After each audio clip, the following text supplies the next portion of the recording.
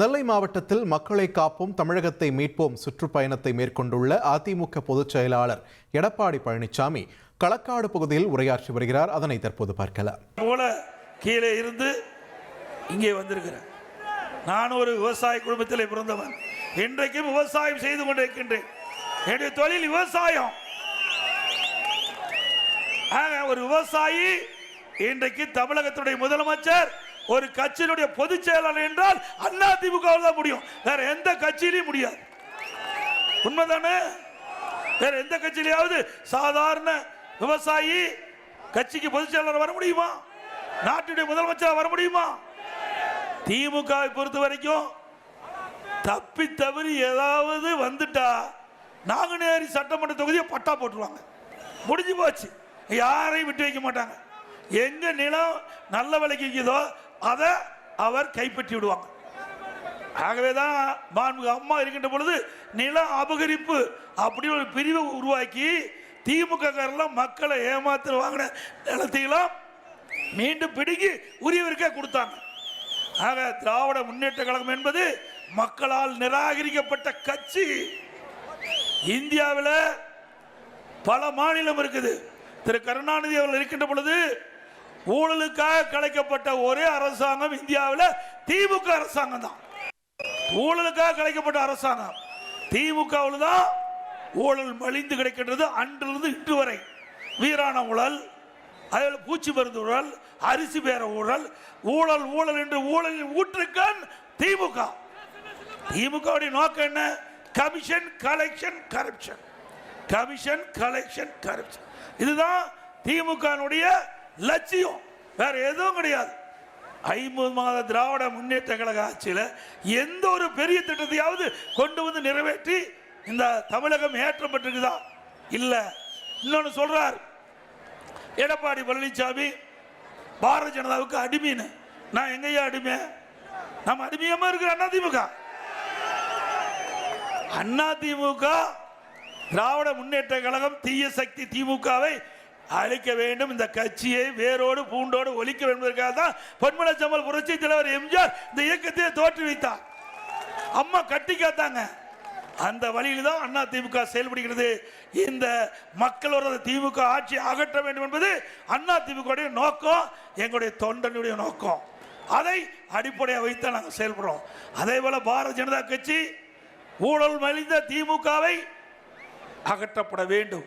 ஆக ரெண்டு கட்சியினுடைய கருத்தும் ஒத்த கருத்தா இருக்கின்ற காரணத்தால் அதிமுக பாரதிய ஜனதா கூட்டணி அமைச்சு 2026 சட்டமன்ற பொது தேர்தலில் சந்திக்க இருக்கிறோம். அதை விட்டுட்டு எப்பொழுது நாங்க எப்போ பாரதிய ஜனதா கட்சியோட கூட்டணி வச்சோமோ அன்று முதல் இன்று வரை திரு முதலமைச்சர் ஸ்டாலின் பேசுவது எடப்பாடி பழனிசாமி பாரதிய ஜனதா கட்சியோட கூட்டணி வச்சுட்டார். இதே பாட்டு தான். திரு ஸ்டாலின் அவர்களே, நாங்கள் கேட்டுக்கொள்வதெல்லாம் இப்பொழுது நடக்கிற தேர்தல் சட்டமன்ற தேர்தல், நாடாளுமன்ற தேர்தல் அல்ல. நாடாளுமன்ற தேர்தல் அல்ல, இப்பொழுது நடக்கிறது சட்டமன்ற தேர்தல். ஆகவே எங்களுடைய கூட்டணி தெளிவுபடுத்தி விட்டோம். நாங்கள் கூட்டணி அமைத்தவுடன் மத்தியிலே உள்துறை அமைச்சர் தெளிவா பேட்டி கொடுத்துட்டார். அனைத்து இந்திய அண்ணா திராவிட முன்னேற்ற கழகம் பாரதிய ஜனதா கூட்டணி, அந்த கூட்டணிக்கு தலைமை அதிமுக தாங்கும். அதிமுக இந்த கூட்டணிக்கு தலைமை. அதிமுக ஆட்சி அமைக்கும். தெளிவுபடுத்தி விட்டோம். ஆக நடைபெறுகின்ற சட்டமன்ற பொது தேர்தலில் அனைத்து இந்திய அண்ணா திராவிட முன்னேற்ற கழகம் பாரதிய ஜனதா கூட்டணி வெற்றி பெற்று வருகின்ற பொழுது அதிமுக ஆட்சி தான் தமிழகத்திலே மலரும். ஆனா ஸ்டாலின் அது மறந்துட்டு பாரதிய ஜனதா பற்றி விமர்சனம் செஞ்சிட்டு இருக்கார். இன்னும் தமிழ்நாட்டுக்கே வரல. ஏன்னா அதிமுக பேசுவதற்கு ஒன்றும் இல்லை. அதிமுக அந்த அளவுக்கு ஒரு சிறப்பான ஆட்சி நாட்டு மக்களுக்கு தந்திருக்குது. அதிமுக 10 ஆண்டுகால ஆட்சி ஒரு பொற்கால ஆட்சி. இன்னும் குறைய கண்டுபிடிக்க முடியல. அதனாலதான் பாரதிய ஜனதா வச்சு விமர்சனம் செஞ்சுட்டு இருக்கார். இது நடக்கிற தேர்தல் நாடாளுமன்ற தேர்தல் இல்ல, சட்டமன்ற தேர்தல். தமிழகத்தில் யார் ஆட்சிக்கு வர வேண்டும் என்ற தேர்தல். அந்த தேர்தல் மையமாக வைத்துத்தான் அதிமுக செயல்பட்டு கொண்டிருக்கிறது. அது மட்டும் இல்ல, இன்றைய தினம் ஸ்டாலின் போற பக்கம்லாம் பேசுறார். இன்னைக்கு கூட அவருடைய தொண்டனுக்கு கடிதம் எழுதியிருக்கிறார். எடப்பாடி பழனிசாமி நீட் தேர்வு யாரு நாங்களா கொண்டாந்தோம். 2010 டிசம்பர் 21 மத்தியிலே காங்கிரஸ் ஆட்சி, திமுக அந்த காங்கிரஸ் ஆட்சியில கூட்டணியில் அமைச்சரவையில் இடம்பெற்றிருந்தீங்க. உங்களுடைய திமுக அமைச்சர் எங்கள் பகுதி நாமக்கல் சேர்ந்த காந்தி செல்வன் அவர்கள் சுகாதாரத்துறை மத்திய இணையமைச்சர் இருக்கும்போது தான் நீட் தேர்வை கொண்டாந்தீங்க. கொண்டு வந்ததும் அவர்கள், எதிர்ப்பதும் அவர்கள். இப்படிப்பட்ட நாடகம் ஆடுகின்ற ஒரே கட்சி திமுக கட்சி தான்.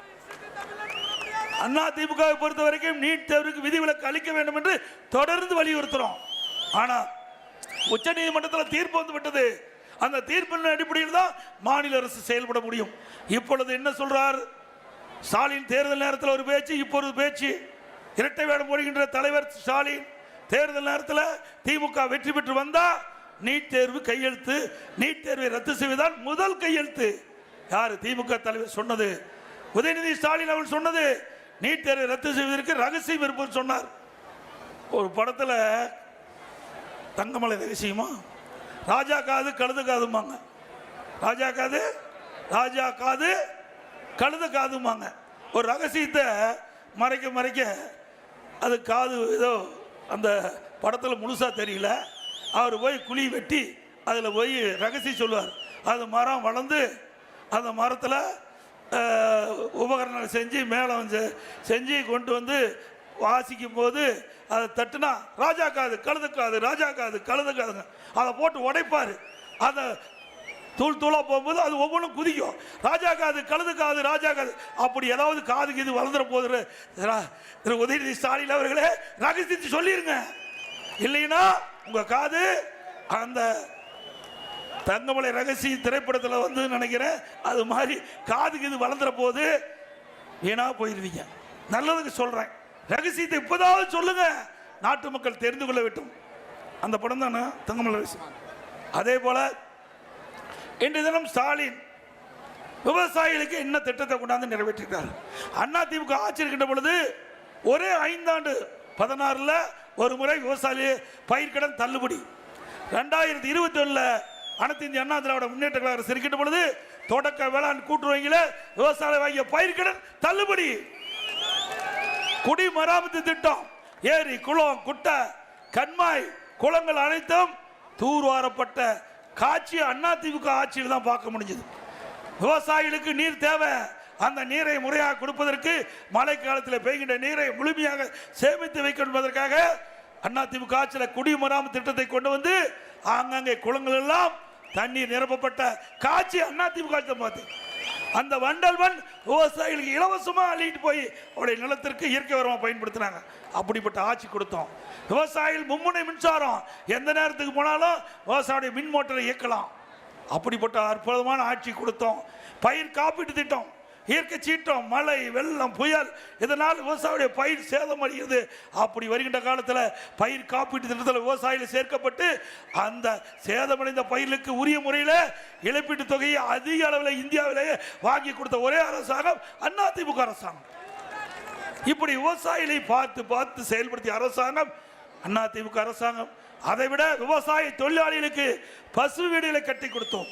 விவசாய தொழிலாளிகளுக்கு கறவை மாடுகள், விலையில்லா ஆடுகள், விலையில்லா கோழி எல்லாம் கொடுத்து அந்த விவசாயியுடைய பொருளாதாரத்தை ஏற்றம் செய்ததும் அண்ணா திமுக ஆட்சி.